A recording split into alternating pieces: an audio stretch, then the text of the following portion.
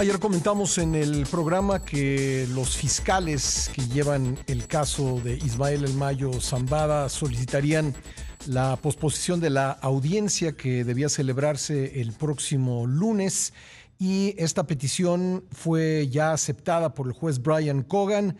Vamos a platicar al respecto con nuestro compañero Jorge Fernández Menéndez, especialista en temas de seguridad y columnista del periódico Excelsior. Jorge, bienvenido nuevamente al programa. ¿Cómo estás? Pascal, muy buenos días. Un placer estar contigo, con todos los amigos del auditorio. Gracias. Bueno, creo que la primera cosa que hay que decir, y es una obviedad, es que se ha abierto un proceso de negociación con El Mayo Zambada, un proceso que puede llevar ¿a dónde, Jorge? Mira, yo creo que lo que está buscando el Mayo Zambada es lo mismo que ha buscado hace ya varios años su hijo, Vicente, lo mismo que ha buscado y que encontraron ambos, su hermano Jesús, el rey Zambada, lo mismo que encontró Ovidio, lo mismo que encontró su presunto secuestrador, Joaquín Guzmán López. Yo creo que todos ellos están en la búsqueda de acuerdos de culpabilidad que implican en Estados Unidos acuerdos de colaboración, de ciertos grados de colaboración. El abogado que tiene el Mayo Zambada, Frank Pérez, es el mismo abogado que logró esos acuerdos para su hijo y para su hermano. Así que no me parece descabellado, no me parece descabellado en ninguno de los sentidos que esté buscando un acuerdo similar para el Mayo Zambada. El Mayo Zambada es un personaje de una dimensión mayor de lo que eran Jesús, de lo que fue el Vicentillo, así que me parece que debe ser una negociación muy intensa. Se dijo que simplemente algunos decían era para evitar la pena de muerte. Si tú buscas un acuerdo de culpabilidad y buscas un acuerdo de colaboración, sí, claro que va a buscar el Mayo Zambada evitar la pena de muerte, pero tiene que haber toda una serie de acuerdos de colaboración, de Ujú. entrega de información que son insoslayables en este tipo de convenios. Claro, le pueden decir además al Mayo Zambada, bueno, está la pena de muerte, pero además también está el lugar en donde serías encarcelado en caso de esperar la pena de muerte o no recibir la pena de muerte. Así que las capacidades de negociación de los fiscales son muy grandes, ¿no, Jorge? Son muy grandes, es una fiscalía muy acostumbrada a hacerlo. Ahí la Fiscalía de Nueva York ha tenido enorme cantidad. Bueno, a ver, recordemos, Pascal, el juicio de García Luna. Todo el juicio de García Luna fue una constelación de 9 testigos protegidos, salvo hubo alguno que otro personaje, pero hubo Mm. 9 testigos protegidos, 9 hombres que estuvieron relacionados y mujeres que estuvieron relacionados con el narcotráfico que aparecieron como testigos. La mayoría de ellos, paradójicamente, habían sido encarcelados durante el periodo de García Luna.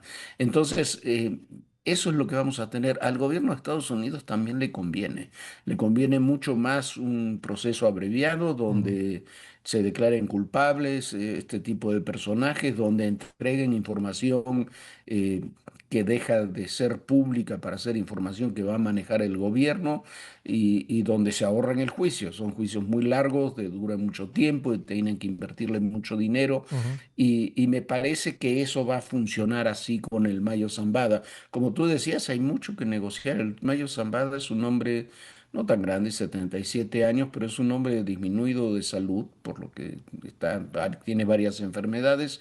Y no es que vaya a librar la cárcel Ujú. en 2 años, pero es muy diferente estar en la cárcel donde está el Chapo Guzmán, en Florence, que Sí. en una cárcel de relativamente mediana seguridad Ujú. donde pueda llevar sus últimos años con cuidado, por lo menos. Entonces, hay que ver qué es lo que puede suceder, Ujú. cómo lo manejan, pero es muy sintomático que se haya pedido no un día o un mes, sino un mínimo de 60 días Ujú. para ir negociando esto. Si están negociando en un mínimo de 60 días, y ya vienen negociando durante prácticamente un año, es mucho, mucho lo que estarán hablando, lo que estarán negociando y lo que estará diciendo el Mayo Zambada en la relación México-Estados Unidos. Pascal, Estados Unidos tiene un arsenal de información sobre México, sobre temas de relación de política y narcotráfico con Ovidio, con Joaquín Guzmán López, con el Mayo Zambada, con los otros narcotraficantes que han sido detenidos o extraditados en los últimos tiempos, el Nini, era el jefe de seguridad de Ovidio, ahí de los Chapitos en general. Hay muchísima información y me parece que eso es lo que vamos a tener en las próximas semanas y los próximos meses. Bueno, y además la posibilidad de negociar a lo mejor alguna ventaja, algún privilegio para sus familiares. Jorge, me gustaría entrar en detalle en qué tipo de información podría proveer el Mayo Zambada a los fiscales que dé lugar a una negociación, a una sentencia reducida, no enfrentar la pena de muerte. ¿Y qué es lo que te parece que podría saber el Mayo Zambada y aportarle a la Fiscalía estadounidense? ¿Y qué podría hacer la Fiscalía o el Departamento de Justicia en un sentido más amplio de Estados Unidos con la información que provea el Mayo Zambada? Si me puedes esperar un par de minutos, vamos a una pausa y regresamos para platicar de ello. Sí, por supuesto. Regresamos enseguida con Jorge Fernández Benet, no se vaya. Le agradezco mucho a Jorge Fernández Benéndez que me haya esperado para seguir esta conversación. Estamos hablando del aplazamiento de la audiencia de El Mayo Zambada en Estados Unidos por 60 días, que significa un proceso de negociación.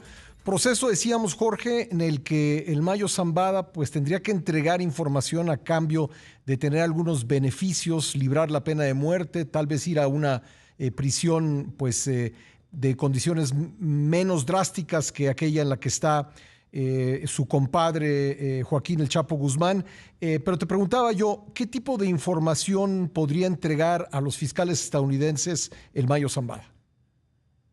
Bueno, podría entregar una enorme cantidad de información. No creo que haya ningún narcotraficante que tenga más información sobre su negocio, sobre el crimen organizado y sobre las relaciones del crimen organizado que el Mayo Zambada. Recordemos, el Mayo Zambada está en este negocio desde los años 70, es un personaje relativamente importante desde los muy inicio de los años 90, fue durante muchos años, nunca había sido detenido. Eso es un dato importantísimo porque le permitió estar en actividad todo el tiempo.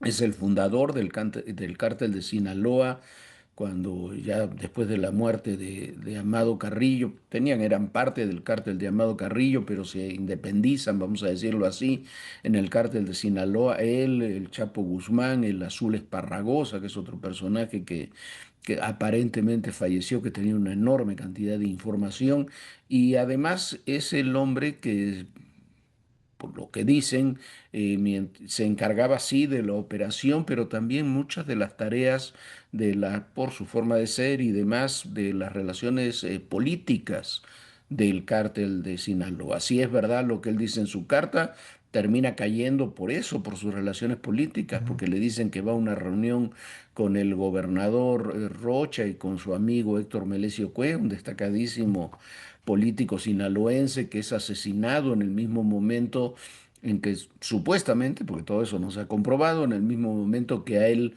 lo detienen. Entonces, la cantidad de información que puede tener es muchísima.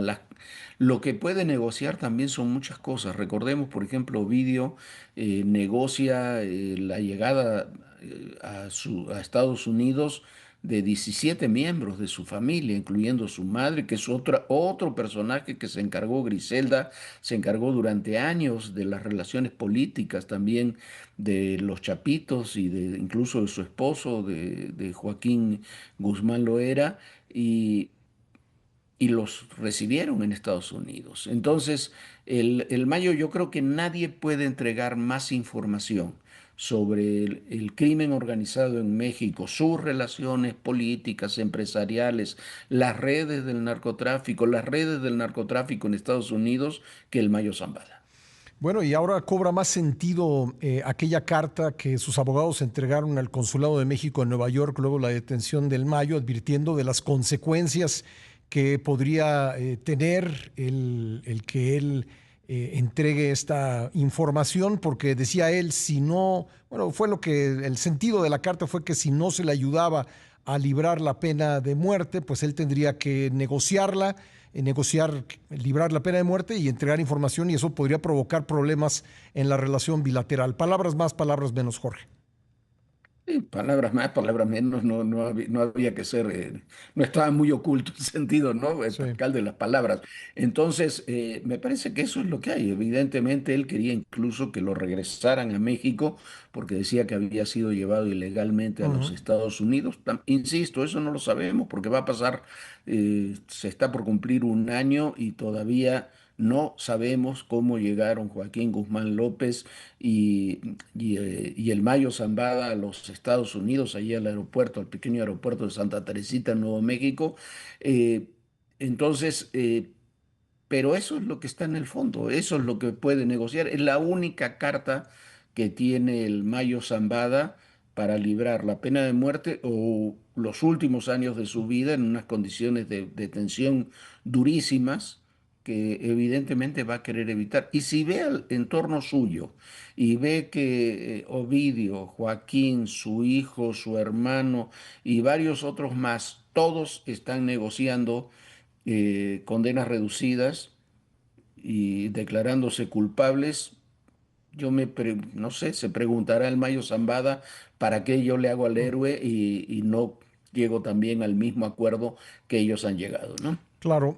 Jorge, me quedan 3 minutos y quiero preguntarte por último, ¿qué podría hacer la Fiscalía estadounidense con esa información? Digamos, entiendo la ventaja para el Mayo Zambada, librar la pena de muerte, lograr algunas ventajas, pero para la Fiscalía estadounidense, aparte de ahorrarse el dinero que nos comentabas cuesta un proceso, ¿qué es lo que podría hacer con la información que le entregue el Mayo Zambada?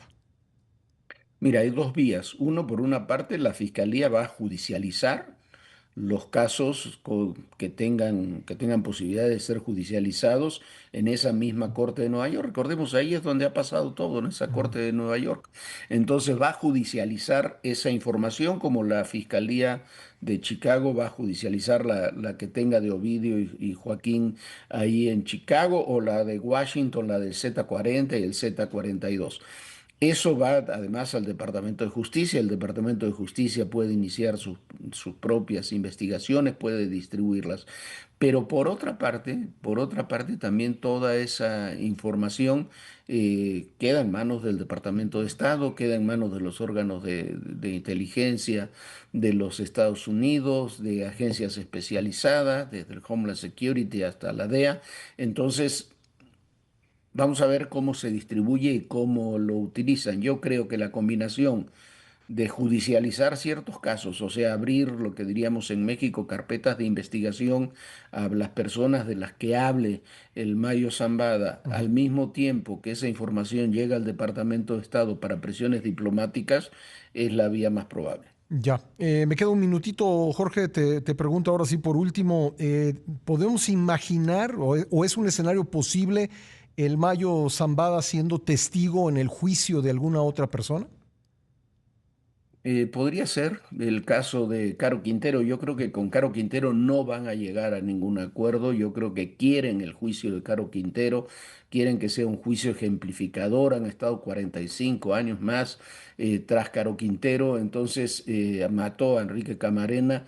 Entonces yo creo que en el caso de Caro Quintero vamos a tener muchos personajes. No sé si el Mayo Zambada era un personaje relativamente menor en aquellos años, Ujú. pero el caso de Caro Quintero, ese sí estoy convencido que vamos a verlo en un juicio. Pero después, si se judicializan otros casos, casos de políticos, otro tipo de Ujú. personajes, es donde mucho más probablemente vamos a ver al Mayo Zambada, que ahí sí tendría mucho que decir.